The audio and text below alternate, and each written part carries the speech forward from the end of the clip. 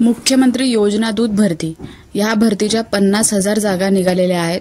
त्याचा पगार किती असणार आहे, पात्रता काय असणार आहे, कागदपत्रे कोणकोणती लागणार आहेत, निवड प्रक्रिया कशी असणार आहे, हे सगळं आपण या व्हिडिओमध्ये पाहणार आहोत।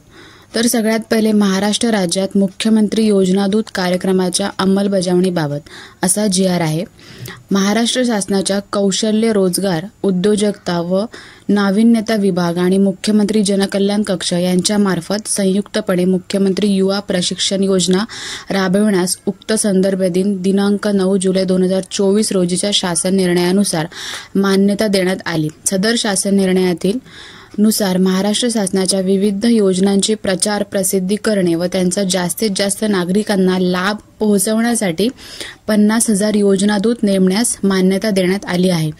जे महाराष्ट्र शासनाचे जे सुद्धा प्रचार असतो, प्रसिद्धी असते, ज्या योजना निघतात त्या जास्तीत जास्त नागरिकांपर्यंत पोहोचाव्या, त्यासाठी त्यांनी हे 50,000 योजनादूत नेमण्याचा निर्णय घेतलेला आहे। त्याचा शासन निर्णय काय आहे?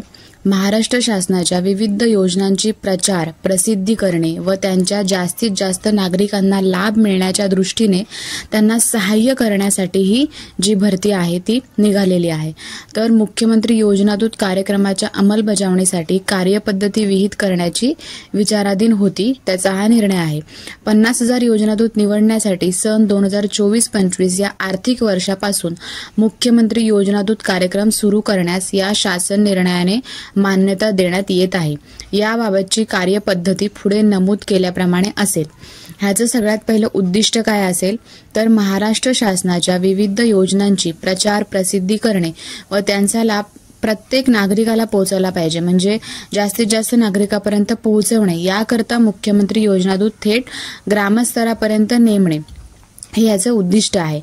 कार्यक्रमाची ठळक रूपरेषा काय असणार आहे तर महाराष्ट्र शासनाच्या माहिती व जनसंपर्क महासंचालनालय आणि मुख्यमंत्री जनकल्याण कक्ष यांच्या मार्फत संयुक्तपणे मुख्यमंत्री योजना दूत कार्यक्रम राबवला जाणार आहे। राज्यात कार्यरत प्रशासकीय यंत्रणेला मदत करण्याकरता मुख्यमंत्री योजना दूत नेमले जातील। ग्रामीण भागात प्रत्येक ग्रामपंचायतीसाठी 1 व शहरी भागात 5,000 लोकसंख्येसाठी 1 असे योजनादूत नेमले जातील। अशा 50,000 योजनादूतांची निवड करण्यात येईल। मुख्यमंत्री योजनादूतास प्रत्येकी 10,000 प्रति महिना एवढे ठोक मानधन देण्यात येईल। त्याच्यामध्येच प्रवास खर्च आणि सगळे भत्ते हे समाविष्ट असतील। निवड झालेल्या मुख्यमंत्री योजनादूतासोबत 6 महिन्यांचा करार केला जाईल व हा करार कोणत्याही परिस्थितीमध्ये वाढवण्यात येणार नाही, म्हणजे हा करार फक्त 6 महिन्याचा असणार आहे। मुख्यमंत्री योजनादूतांच्या निवडीसाठी पात्रता काय आहे? वयोमर्यादा 18 ते 35 पाहिजे। शैक्षणिक कोणत्याही शाखेचा किमान पदवीधर पाहिजे। संगणक ज्ञान त्याला आवश्यक हवं। उमेदवाराकडे स्वतःचा मोबाईल असणे आवश्यक आहे। तो महाराष्ट्राचा आदिवासी असणे आवश्यक आहे आणि त्याच्याकडे आधार कार्ड असावे। त्याचं बँक खाते आहे ते आधार कार्डशी संलग्न असावे। योजनादूत निवडीसाठी उमेदवाराने सादर करायची कागदपत्रे कोणकोणती आहेत तर मुख्यमंत्री योजनादूत कार्यक्रमासाठी केलेला हा ऑनलाईन अर्ज त्याच्याकडे पाहिजे। ह्याचे ऑनलाईन अर्ज सुरू होणार आहेत। जेव्हा ऑनलाईन अर्ज सुरू होईल त्याचा सुद्धा व्हिडिओ आपल्या चॅनलवरती येईल, तो फॉर्म कसा भरायचा पूर्णपणे ऑनलाईन त्याचा। दुसरं, त्यांना आधार कार्ड पाहिजे। तिसरं म्हणजे त्यांनी पदवी उत्तीर्ण असल्याबाबतची पुराव्या दाखल कागदपत्रे, म्हणजे त्याचं जे ग्रॅज्युएशनचं सर्टिफिकेट असतं आपलं पास झालेलं ते हवंय। त्याच्यानंतर त्याचा डोमिसाईल हवाय। त्यानंतर त्याचा बँक खात्याचा जो पासबुकचं कॉपी असतं ते पाहिजे आणि पासपोर्ट साईज फोटो। ह्या सगळ्या गोष्टी त्यांना कागदपत्राच्या स्वरूपामध्ये देणं आवश्यक आहे। त्यानंतर त्यांची नेमणूक प्रक्रिया कशी असणार आहे तर उमेदवाराच्या नोंदणीचा व प्राप्त अर्जाच्या छाननीची प्रक्रिया माहिती व जनसंपर्क महासंचालनालयाद्वारे नियुक्त करण्यात आलेल्या बाह्य संस्थांमार्फत ऑनलाईनरित्या पूर्ण करण्यात येईल। ती छाननी झाली त्याच्यानंतर त्याचे पात्रता निकष तपासण्यात येतील। त्याच्यानंतर ऑनलाईनरित्या प्राप्त झालेल्या अर्जाची छाननी केल्यानंतर पात्र उमेदवाराची यादी राज्यातील प्रत्येक जिल्हा माहिती अधिकारी यांच्याकडे पाठवण्यात येईल।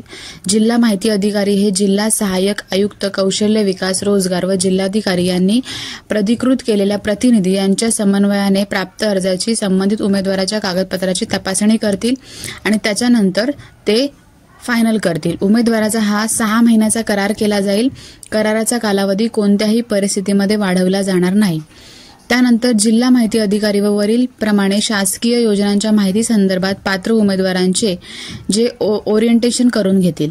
त्यानंतर महत्त्वाचं असं मुख्यमंत्री योजना दूत या कार्यक्रमांतर्गत उमेदवारांना सोपवण्यात येणारे कामकाज हे शासकीय सेवा म्हणून समजण्यात येणार नाही. सबब या नेमणुकीच्या आधारे भविष्यात शासकीय सेवेत नियुक्तीची मागणी अथवा हक्क सांगितला जाणार नाही. याबाबतचे हमीपत्र निवड झालेल्या उमेदवाराकडून घेण्यात येतील. जेव्हा ऑनलाईन अर्ज होतील तेव्हा असं हमीपत्र घेऊन ते लोक घेतील. निवड झालेल्या योजनादूताने काय काय काम करायचे ते बघून घेऊया. योजनादूत संबंधित जिल्हा माहिती अधिकारी यांच्या संपर्कात राहून जिल्ह्यातील योजनाची माहिती घेतील. त्यानंतर प्रशिक्षित योजनादूताने त्यांनी नेमून दिलेल्या ठिकाणी समक्ष जाऊन त्यांना ते सगळं काम पार पाडणे हे बंधनकारक राहील. योजनादूत त्यांना सोपवलेल्या जबाबदारीचा स्वतःच्या स्वार्थासाठी किंवा नियमबाह्य कामासाठी उपयोग करणार नाही. तसेच ते गैरवर्तन करणार नाहीत. योजनादूत तसे करत असल्याचे निदर्शन आल्यास त्यांच्याबरोबर करण्यात आलेला करार आहे तो संपुष्टात आणण्यापासून येऊन त्यांच्या जबाबदारी मुक्त त्यांना करण्यात येईल. उपसंचालक, जिल्हा माहिती अधिकारी, जिल्हा सहाय्यक आयुक्त, कौशल्य विकास, रोजगार व जिल्हाधिकारी यांनी प्राधिकृत केलेल्या प्रतिनिधी यांची जबाबदारी ती असणार आहे. त्याच्यानंतरच मुख्यमंत्री योजनादूत कार्यक्रमाशी संबंधित कामकाजाचे समन्वय करणे. त्यानंतर योजनादूत कार्यक्रमाच्या अंमलबजावणी करताना उमेदवाराची जी ऑनलाईन नोंदणी झालेली असेल त्याचे अर्ज प्राप्त झालेले असतील ते अर्ज ते बघतील. त्यानंतर ठरवतील की कोण त्याच्यासाठी पात्र आहे आणि त्यानुसार कार्यक्रमाच्या अंमलबजावणीसाठी 50,000 योजनादूतांकरता प्रति महिना 10,000 रुपये असे त्यांनी नेमणूक करून दिलेली आहे. तर असा हा GR आहे. हा GRचे डिस्क्रिप्शन मी व्हिडिओच्या डिस्क्रिप्शनमध्ये देते. ह्याची लिंक तुम्ही पूर्णपणे GR वाचून घेऊ शकता. जेव्हा ऑनलाईन अर्ज याचे सुरू होतील तेव्हा आपण व्हिडिओ बनवणार आहोत. पूर्ण ऑनलाईन अर्ज कसा करायचा तो व्हिडिओ बघून तुम्ही ऑनलाईन अर्ज